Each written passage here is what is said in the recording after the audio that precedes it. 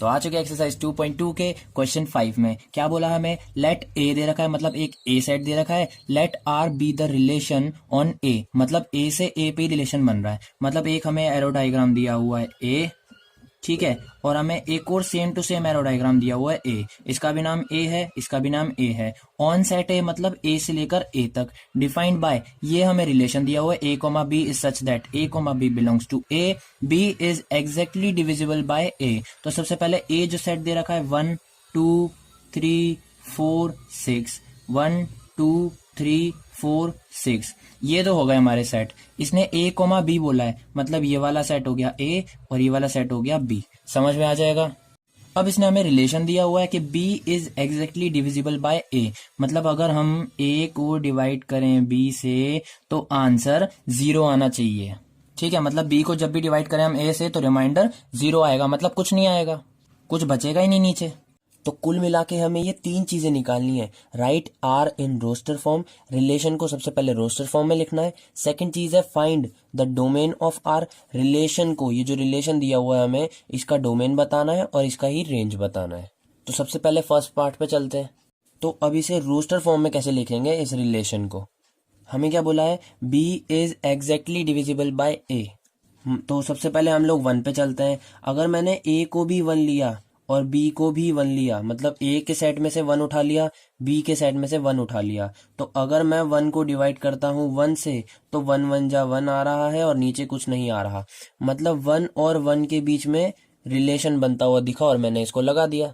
तो अब एक तो रिलेशन बन गया। अगर मैं a में 2 रखूं और b में वापस 1 रखूं तो 2 और ये 1, तो ये नहीं होगा, इसमें कुछ ना कुछ बच जाएगा या फिर ये होगा भी नहीं। तो 1 से सिर्फ 1 का ही रिलेशन बन रहा है। अब 2 पे आते हैं। तो अगर मैंने इसका 2 लिया और इसका ही 2 लिया तो a इज इक्वल्स टू 2 और b इज इक्वल्स टू 2, तो 2 डिवाइडेड होगा 2 से 1 बार, मतलब इसका भी रिलेशन बन गया। तो एक ये रिलेशन भी बन गया। अच्छा, अभी इस 2 को, b वाले 2 को मैं a के 1 से भी कर सकता हूँ। a का 1 ले लिया, b का 2 ले लिया, तो अगर मैं 1 को डिवाइड करूंगा 2 से तो 1 2 जा 2, ये भी हो रहा है, मतलब इससे इसका भी रिलेशन बन रहा है। इसके 1 से इसके 1 तक बन रहा है, इसके 2 से 1 पे और 2 पे, दोनों पे बन रहा है। तो 2 से बाकी और किसी का नहीं बन रहा, 1 और 2 पे ही बन रहा है बस। अगर मैंने a का 3 ले लिया और b का ही 2 रहने दिया तो 3 डिवाइडेड बाय 2 नहीं होगा। ठीक है, तो एक तो ये पॉसिबल नहीं है, एक ही ऊपर वाला पॉसिबल नहीं था। तो 1 का कितने केस आया? 1 आया कि भैया 1 से 1 का रिलेशन 1 बनेगा। 2 के कितने केस आए? 2 बनेंगे कि 2 का एक तो a से बनेगा और एक 2 का 2 से ही बनेगा।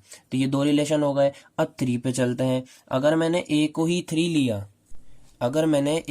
लिया और b को क्या लेंगे? 3 लेंगे, तो ये पूरा पूरा हो रहा है। 3 डिवाइडेड बाय 3, 1 बार 3 पूरा कट रहा है, तो 3 से 3 का भी रिलेशन हो गया, 3 से 3 का भी हो गया। अब मैंने 3 से 1 का बनाना चाहा कि भैया a में 1 रख दूं मैं और b में 3 रख दूं, तो 1 हो गया, ये 3 हो गया, 1 3 जा 3, तो ये भी कट गया। मतलब 3 से मेरे 1 का रिलेशन भी बन रहा है।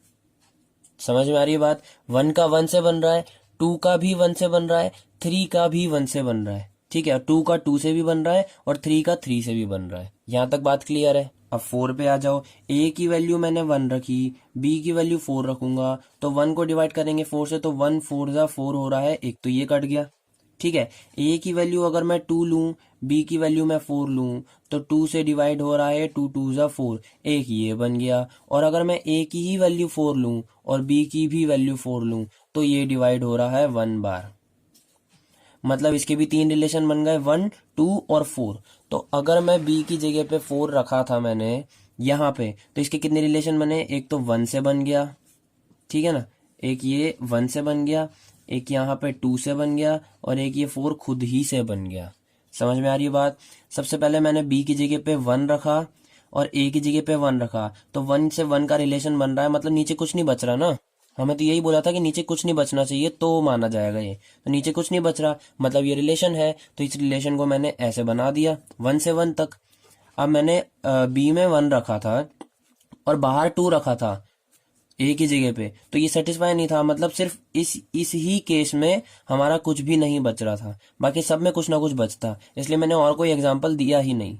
ये वाला दिया था, इसमें बताया था मैंने बचेगा कुछ ना कुछ, इसलिए हमने नहीं लिया। सिर्फ एक ही केस बना 1 से लेकर 1 तक का रिलेशन में।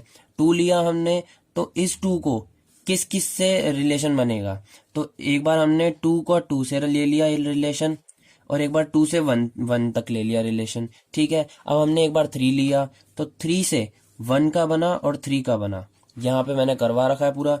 3 से 3 का बना और 3 से 1 का बना। अब मैंने एक बार 4 ले लिया, तो 1 का 4 से बनेगा, 2 का 4 से बनेगा और 4 का 4 से बनेगा। यहाँ पे मैंने बता दिया 1 का 4 से, 2 का 4 से और 4 का 4 से। अब आते हैं 6 पे।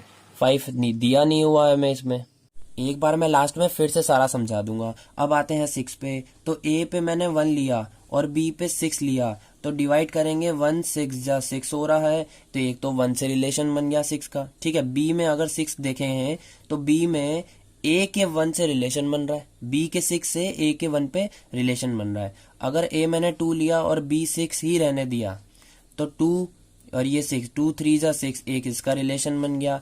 अगर मैंने ए 3 ले लिया और बी 6 ही है, क्योंकि बी तो हमें फिक्स ही रखना है, फिक्स कि भैया अगर एक लिया है तो एक ही लेना है हर केस में, 6 लिया है तो 6 ही लेना है। इधर 4 ही था ऊपर वाले में, सिर्फ एक ही वैल्यू चेंज हो रही थी, ऊपर उसके 3 ही था, सिर्फ एक ही वैल्यू चेंज हो रही थी, उसके भी ऊपर 2 ही था, सिर्फ एक ही वैल्यू चेंज हो रही थी, और ऊपर 1 था, 1 ही था।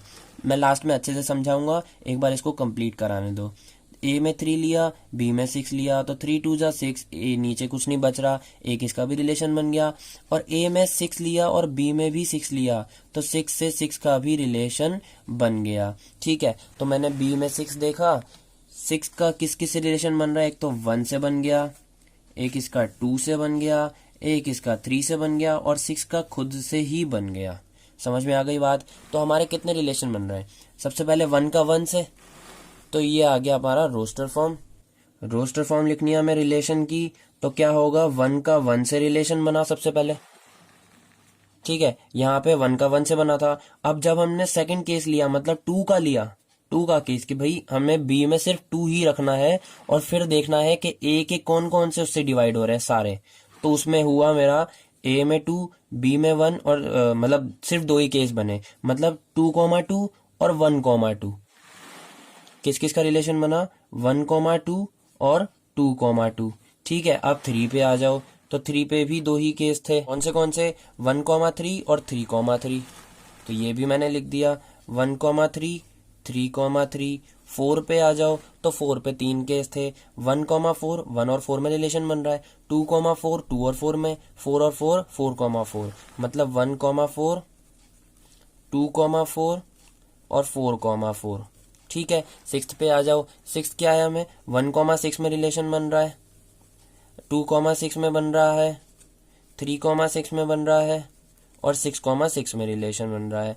तो ये आ गया हमारा रोस्टर फॉर्म, मतलब फर्स्ट पार्ट का आंसर हमारा आ चुका है। जिसको भी नहीं समझ में आया एक बार और समझा देता हूं मैं। हमें बोला क्या था, रोस्टर फॉर्म में रोस्टर फॉर्म निकालनी थी रिलेशन की। ठीक है, तो हमने सबसे पहले बी, मतलब हमें दे रखा है कि B is exactly divisible by A. ठीक है, तभी उसका रिलेशन बनेगा, तो हमें बी पे 1 रखा, ए पे भी 1 रखा, ये पूरे पूरे डिवाइड हो रहे थे, तो इनका रिलेशन बन गया। अब अगर मैंने बी पे 1 रखा ही है, क्योंकि बी पे अभी एक ही बात हो रही है, 1 की ही बात हो रही है, इस केस में हम 1 की ही बात करेंगे, सेकंड केस में 2 की बात करेंगे बी पे, है ना। तो अभी बी पे 1 रखा, अगर मैंने ए पे 1 रख के तो हो गया मेरा, अब मैंने ए पे 2 रख दिया, तो ये तो कुछ बन ही नहीं रहा, पॉइंट पॉइंट में कुछ आंसर आ जाएगा, 0.5 आ जाएगा, कुछ भी आ जाएगा मतलब।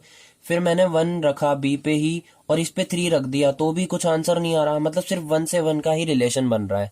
ठीक है, अब मैंने बी की जगह पे 2 रखा, मतलब समझ में आ रहा है इधर क्या हो रहा है, मतलब बी का हमने 1 लिया, और इस 1 से ए के सारी नंबर से हमने डिवाइड करा, और रिलेशन किस किस के बीच में बनेगा, जिसके नीचे रिमाइंडर में 0 आ रहा हो। तो मैंने सिर्फ 1 के 1 से डिवाइड करा तो ही 0 आ रहा था, और किसी भी नंबर को मैंने 1 से डिवाइड करा तो आंसर में कुछ ना कुछ पॉइंट में या फिर कुछ भी आ रहा था, मतलब बच रहा था।